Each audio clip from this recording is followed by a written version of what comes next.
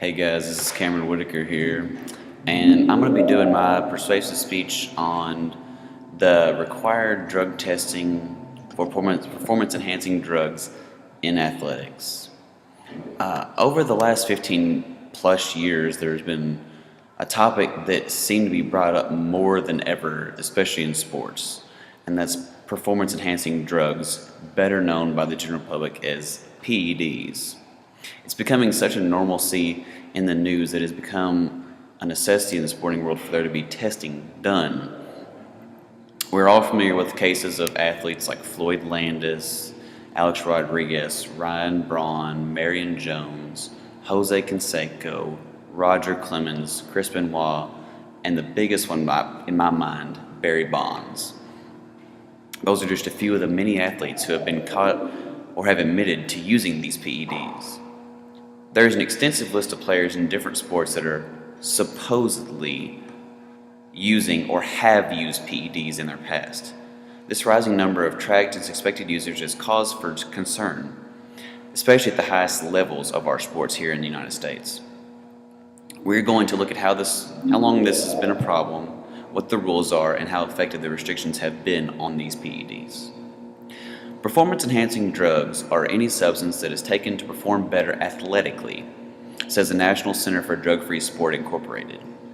There are several different types of PEDs that are recognizable, like anabolic steroids, stimulants, and human growth hormone, which is better known as HGH, which typically is the one that's brought up. According to an article from CNN that was posted this year, the use of PEDs by professional athletes has been acknowledged as a problem since at least the 1960s. So, obviously it has been a problem for a while, but most recognizably in the last 10 to 15 years. The MLB, Major League Baseball, is the most known for their battle against these PEDs, as most of the cases stated in the introduction were MLB players. They are recognized as having the standard for rulings against these drugs. This year alone, so far, the MLB has stepped up its testing for these performance-enhancing drugs. In USA Today, there was an article written by Bob Nightingale saying that the MLB has instituted a new carbon isotope mass spectrometry, better known as the IRMS. This test comes in very pricey and is going to cost about $400 per player to do. This new test is designed to detect anyone who has been using PEDs within a 2-week period, which is an upgrade from the last tests, which would only do 24 hours.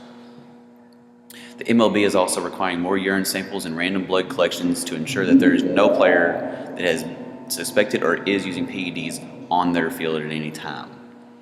They've set the bar extremely high for the rest of our professional athletes and other sports to show that this is a serious offense and that this is not a joking matter anymore. But as I stated earlier, PEDs have become a problem across the board in all athletics.